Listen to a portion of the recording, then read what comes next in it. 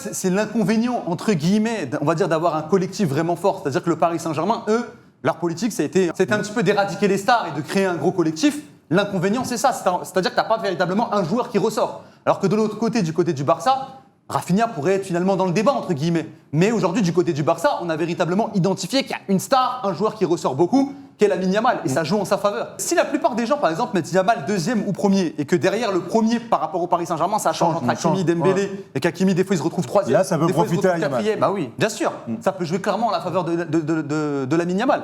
Surtout que Vitinha, moi, personnellement, je le mets quand même un peu en dessous Hakimi et Dembélé. Mais je pense qu'il y en a beaucoup qui vont le mettre un peu plus haut parce qu'il a remporté la Ligue des Nations, parce qu'il a, il a un trophée supplémentaire. Et je pense qu'il y a des journalistes qui vont aussi fonctionner de cette manière-là. On l'a déjà vu dans les années précédentes où, pour les journalistes, le palmarès a un point un peu plus fort. Ils vont se dire, ah bah, Vitinha, il a fait une super saison aussi avec le Paris Saint-Germain, mais il a performé avec le Portugal en remportant la Ligue des Nations. Bon bah tiens, je vais le mettre un peu plus haut. Et je pense que ça peut gratter des points à Hakimi, à Dembélé, et ça peut profiter à Lamine Yamal. Il y en a